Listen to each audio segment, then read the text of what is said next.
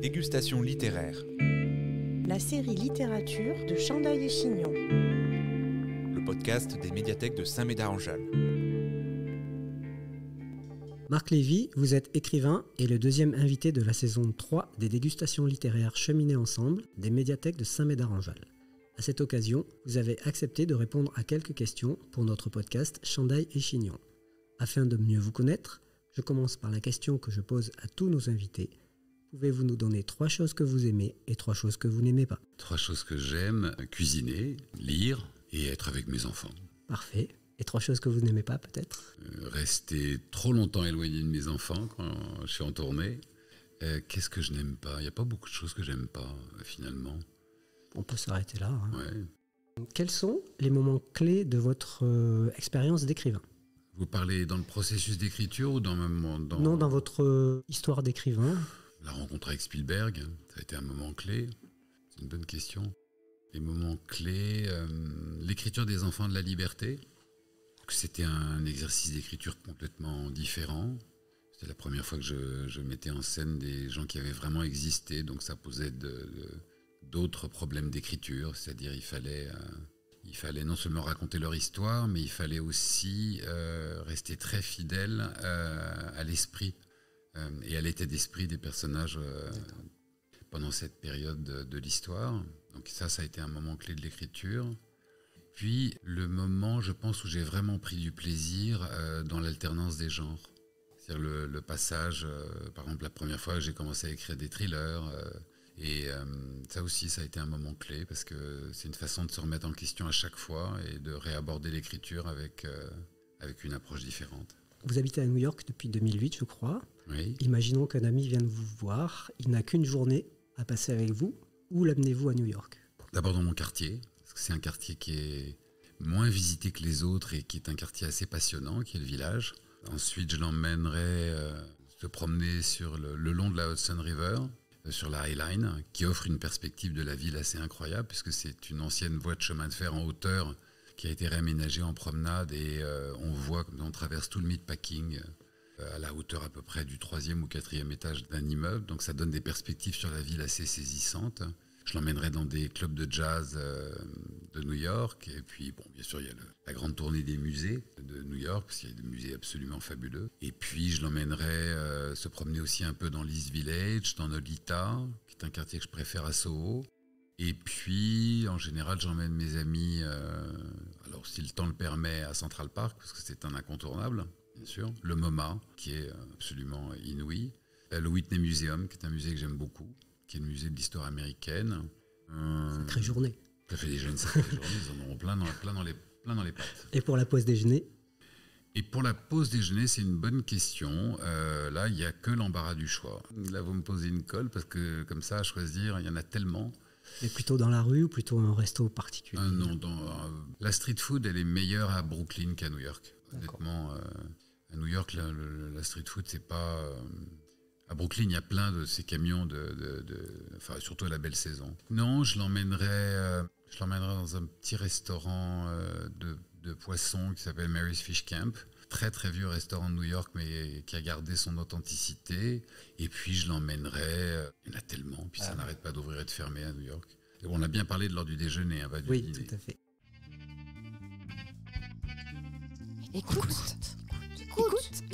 Écoute, c'est Chandail et Chignon, le podcast des médiathèques de Saint-Médard-en-Jalles.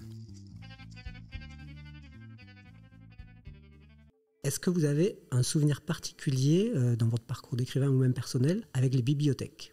Oui, j'en ai avec des bibliothèques dans le sud de la France, avec une bibliothèque dans l'Est, près de Metz. Oui, bibliothèque et médiathèque, c'est une ambiance assez différente en fait de la librairie, parce que les gens viennent beaucoup plus pour flâner flâner que pour acheter. C'est pas le propos d'une médiathèque ou d'une bibliothèque. Et puis les rencontres en médiathèque ou en bibliothèque, ça dure beaucoup plus longtemps. Il y a une langueur comme ça qui est peut-être parfois plus propice à parler de livres que dans l'agitation d'une librairie. Et puis il y a aussi la taille des lieux. Toutes les librairies ne permettent pas des accueils. Alors il y a quelques librairies qui ont des salles comme ça de rencontres qui sont assez vastes. Mais non, ce sont des lieux assez... une ambiance différente dans une médiathèque. Et est-ce que ce sont des lieux de ressources pour vous ? pour écrire vos livres, par exemple? Non, parce que moi, alors honnêtement, non, parce que moi, j'écris toujours à mon bureau. Étant donné qu'un certain nombre de vos livres ont été adaptés soit pour le cinéma, soit en série, est-ce que ça modifie votre manière d'écrire? Est-ce que vous y pensez quand vous écrivez? Non, jamais. Jamais. Jamais, il ne faut pas y penser, parce que le cinéma et la télévision, quand vous écrivez une histoire pour le cinéma ou la télévision, quand vous adaptez un livre, il y a énormément de contraintes.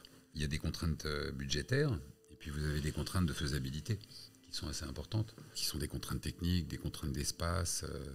Quand j'avais écrit le premier jour et la première nuit, j'avais reçu beaucoup de lettres me disant mais c'est un film, sauf que la première phrase du film, c'était déjà le budget d'un film français. Donc ça rend les choses un peu plus compliquées. Et puis, quand vous écrivez un scénario, en fait, vous écrivez une partie de l'histoire, puisque l'histoire, elle va être racontée par un metteur en scène, elle va être interprétée par des acteurs, alors que quand vous écrivez un livre, vous faites tous ces métiers en un seul. Et c'est vous qui devez faire exister le personnage. Il ne sera incarné que par des mots. Donc si on pense à l'adaptation quand on écrit un roman, on se prive d'énormément de liberté, quoi. Et donc justement, vos personnages, vous les connaissez dès le départ ou c'est au fur et à mesure de l'écriture qu'ils se précisent? On croit les connaître dès le départ. Il faut les connaître suffisamment, il faut les avoir rencontrés suffisamment pour pouvoir démarrer l'aventure avec eux. Et puis que c'est comme dans toute rencontre humaine, au fur et à mesure que le voyage s'installe avec eux, on apprend à les connaître de mieux en mieux et on apprend surtout à connaître d'eux ce que l'on ne savait pas au début de l'histoire. Donc il peut arriver qu'ils évoluent. Il faut qu'ils évoluent. D'accord. Si un personnage de roman n'a pas évolué entre le début et la fin de l'histoire, c'est que vous avez raté le roman. Tout le propos d'un roman, c'est l'évolution des personnages. C'est l'endroit d'où part le personnage et l'endroit où il va arriver. Et la façon dont l'histoire qu'il a vécue l'aura transformé pendant le temps de cette histoire. Donc c'est l'enjeu le plus crucial dans l'écriture d'un roman. À la fin de votre dernier livre, il y a une adresse mail où il est signalé qu'on peut vous écrire. Est-ce qu'elle est beaucoup utilisée, cette adresse ? Oui, elle est utilisée. Alors moins qu'avant, parce qu'aujourd'hui les lecteurs communiquent beaucoup au travers des réseaux sociaux. Avant l'existence des réseaux sociaux, elle était très utilisée. Alors elle l'est toujours. Un livre, c'est en général, on va dire 200-300 courriers à peu près. Mais il y a 10 ans, un livre, c'était 2000-3000 courriers. Et il y a 15 ans ou 16 ans, c'était des lettres. Je recevais énormément de lettres. Maintenant, et ma maison d'édition recevait beaucoup de lettres. Aujourd'hui, je suis sûr que si vous interrogez le service courrier des maisons d'édition, il n'y a pratiquement plus de lettres. Le premier vecteur de communication, c'est au travers des réseaux sociaux. Beaucoup Instagram. Moi, je ne vais plus sur Twitter parce que c'est devenu beaucoup trop toxique. Mais Instagram, beaucoup.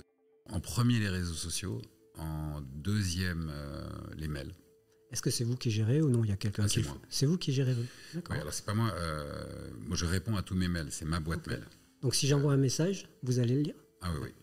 Okay. Oui, je les lis d'ailleurs le jour même, les messages, et j'essaie de répondre en 48 heures, 72 heures. Enfin, tout dépend vraiment de la nature du courrier. Alors, quand c'est des courriers qui posent beaucoup de questions, oui. Sinon, oui, je réponds en 24-48 heures. Pour terminer, 3 mots pour décrire votre dernier livre. Alors, l'évasion, qui est au cœur du roman. C'est un roman d'évasion dans les deux sens du terme. L'amour. Parce que même si le cadre peut paraître comme ça un peu anxiogène, finalement, je crois, c'est vraiment un roman d'amour. C'est 3 grands amours égarés sur les chemins de la liberté. Et donc liberté, le troisième peut-être. Voilà. Évasion, amour, liberté, c'est parfait pour terminer. Merci beaucoup. Merci à vous.